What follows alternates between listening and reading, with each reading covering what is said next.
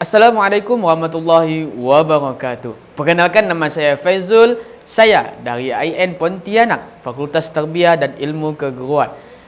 Program studi saya yaitu Pendidikan Agama Islam, di mana di sini saya akan menjelaskan tentang mata kuliah yaitu Islam dan Sains, yang dimana diampuh oleh Bapak Dr. Samsul Kurniawan STHI MSI dan asistennya itu Ibu Nur Hasanah MPD. Di sini saya akan menjelaskan tentang biografi Ibnu Sina, yaitu di mana beliau merupakan seorang ilmuwan bersejarah di era masa keemasan pemerintahan Islam pada zamannya. Untuk mengetahui siapa sih sosok dari Ibnu Sina tersebut, maka jangan kemana-mana, tetap di channel ini. Let's go! Baik, Ibnu Sina adalah salah satu tokoh besar dalam sejarah, khususnya di era keemasan Islam antara abad ke-8 hingga 14 Masehi. Di dunia barat, Ibnu Sina dikenal dengan nama Avicenna, sehingga dianggap sebagai salah satu dokter, filsuf sekaligus ilmuwan yang warisan-warisan pemikirannya masih dipakai hingga hari ini. Sosok yang satu ini sering disebut sebagai salah satu tokoh paling jenius sepanjang sejarah manusia. Big Fing menempatkannya di urutan ke-13 daftar tokoh paling jenius. Selama hidupnya, Ibnu Sina menulis lebih dari 400 buku, mengadopsi serta mengembangkan pemikiran-pemikiran Aristoteles. Lalu, seperti apa sejarah tokoh yang sudah menghafal Al-Quran di usia 10 tahun ini? Inilah kisah sang dokter jenius dari Bukhara.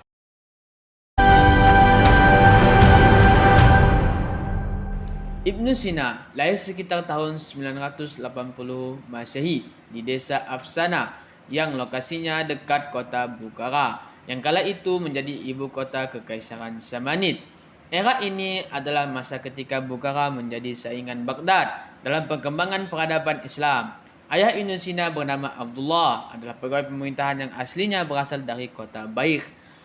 Di umur 10 tahun, Ibnu Sina sudah menghafalkan Al-Quran. Ia juga selesai mempelajari ilmu kedokteran di umur 16 tahun dan resmi menjadi dokter di usia 18 tahun.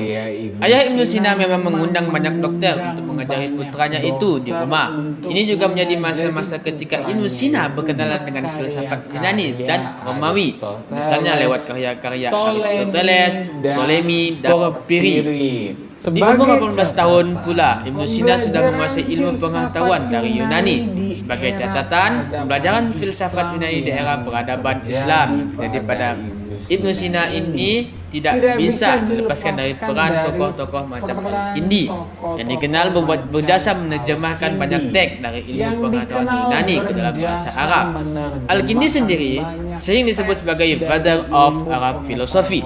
Nah, ada perdebatan menarik soal apakah Ibnu Sina seorang Muslim Sunni atau Syiah.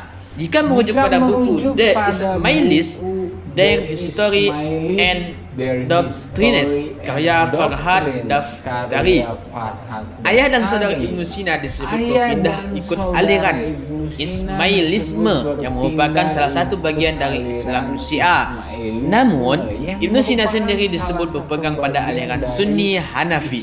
Ini juga ditulis oleh Dimitri Butas dalam tulisan Avicenna Madad.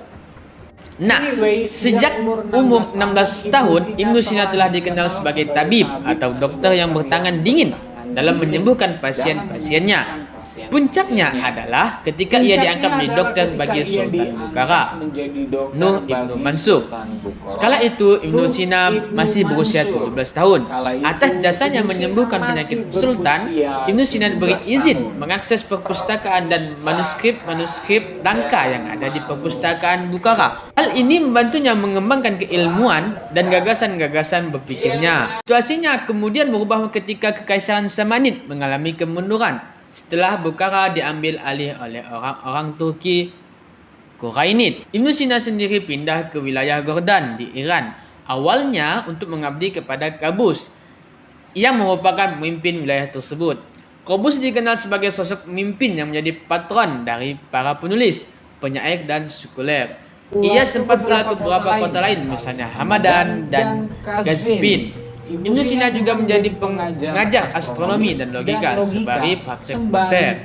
Di periode ini, Ibnu Sina menyelesaikan beberapa karyanya yang terkenal, misalnya Canon of Medicine, yang merupakan semacam intisari dari pengobatan di era tersebut. Ibnu Sina juga mulai menulis Book of Healing, yang juga menjadi salah satu karya besarnya. Di kemudian hari, Ibnu Sina juga sempat mengabdi pada Syam al-Daulah atau Abu Tahir, yang merupakan penguasa dari dinasti Buyid di wilayah Hamadan. Di waktu-waktu selanjutnya, Ibnu Sina juga sempat beberapa kali berpindah-pindah patron tempat ia mengabdi. Ibnu Sina akhirnya meninggal pada bulan Ramadan di tahun 1037 Masehi. Warisan pemikiran paling prominent dari Ibnu Sina selain di bidang kedokteran adalah soal konsep tubuh dan jiwa. Menurut Ibnu Sina, jiwa diciptakan bersama dengan tubuh. Ketika manusia mati, jiwa akan bertahan dengan segala karakteristik individual. Kesempurnaan dan ketidakkesempurnaan yang dimiliki oleh individu yang bersangkutan. Konsep atau gagasan tentang Tuhan juga menjadi salah satu poin pemikiran Ibnu Sina. Menurutnya, dunia tidak ada sendirinya dan bisa lahir karena entitas kekuasaan besar yang adalah Tuhan itu sendiri. Pemikiran-pemikiran ini memang menjadi pengembangan dari gagasan Aristoteles. Yang menariknya, di kemudian hari juga sejalan dengan pemikiran dari tokoh macam Thomas Aquinas di agama Kristen. Lewat 400-an buku yang ia tulis, Ibnu Sina juga mengembangkan logika efisien yang menjadi alternatif dari logika Aristotelian. Lalu, jauh beberapa para pemikir barat bicara soal urutan planet di tata surya. Ibnu Sina sudah argumentasi bahwa Venus lebih dekat ke matahari dibandingkan bumi. Ia juga menemukan eksperimen The Floating Man yang menjadi pembuktian argumentasi soal jiwa. Beberapa cerita lain menyebutkan bahwa Ibnu Sina mengobati pasien-pasien miskin secara gratis. Ia juga tidak menikah hingga akhir hidupnya. Sebelum meninggal, ia membagi-bagikan harta kekayaannya kepada orang miskin dan membebaskan para budak serta pelayannya. Kisah tentang Ibnu Sina memang menjadi simpul penting dari sejarah peradaban. Ini juga membuktikan bahwa ilmu pengetahuan dan filsafat tak melulu lahir dari dunia barat. Bagi kita, kisah Ibnu Sina harus menjadi poin penyemangat untuk terus belajar.